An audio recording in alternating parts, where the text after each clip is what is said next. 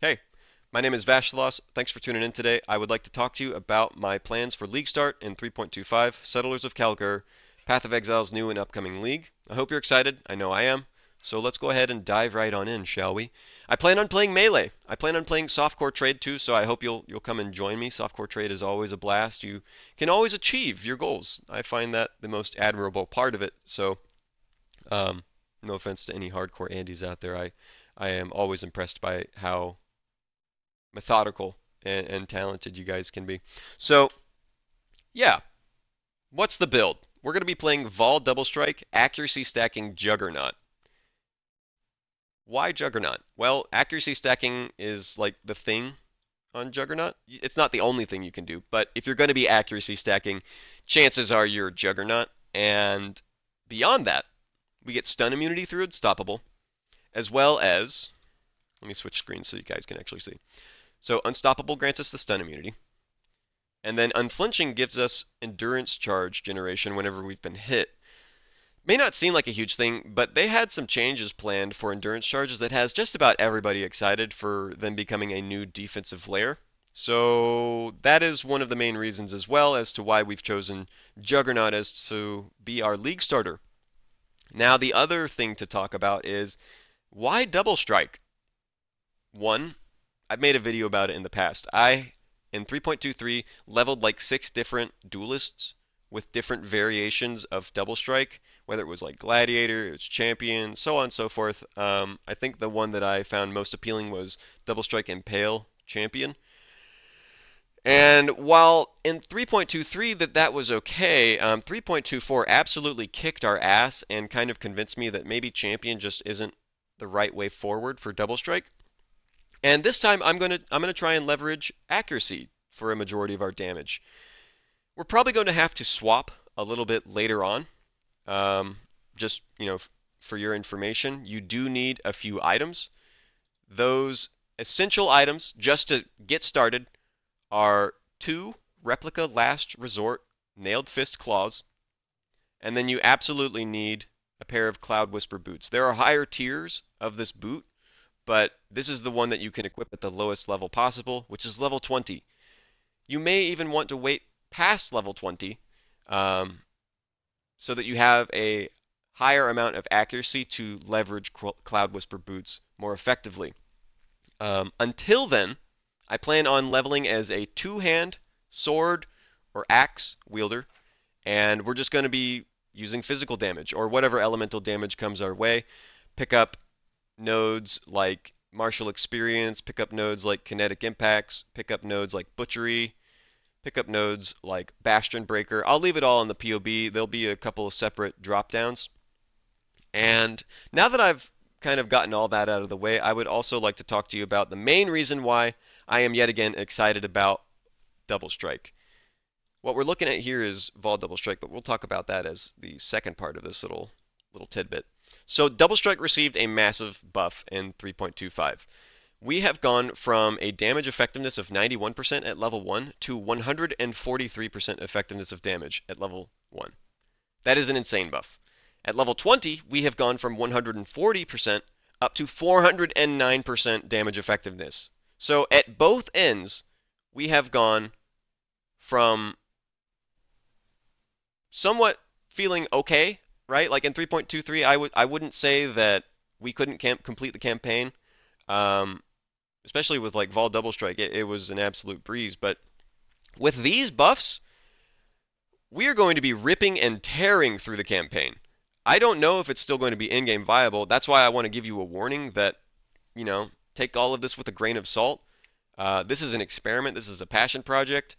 I don't want you to feel like this is a guide.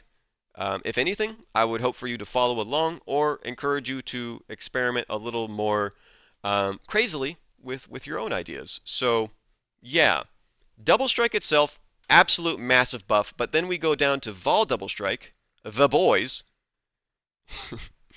and the boys also received a massive buff. They went from level 1 damage effectiveness, previously 28%, up to 41% at level 1. Now, at level 20, previously 41%, the new level 1. So level 20 is the new level 1. It's just crazy. It's absolutely massive buff. And at level 20, it's now 101% from that 41%. The new beginning. Um, Seriously, this alone has convinced me that it's worth revisiting. And I'm rather confident in Juggernaut being capable of allowing it to shine even further. So those are my league start plans. There's nothing super thorough here. There's an in-game drop-down. There's a leveling drop-down, like I said, for those two-handers. I have a small plan for Spirit of War in case mana costs get to be a little too steep. I have a drop-down for when I think that you should make the swap. Really, the swap is completely dependent on like when you want to. I was leveling at level 20 with the claws and the boots on. Felt completely fine. I would say the roughest part is probably the stretch from this jewel socket above Unwavering Stance over towards Liferaker and Forces of Nature. That is quite a few levels without any damage in between, and you should seek to skip things like Charisma on the way over. And I'm not even really confident that we're going to end up needing Charisma.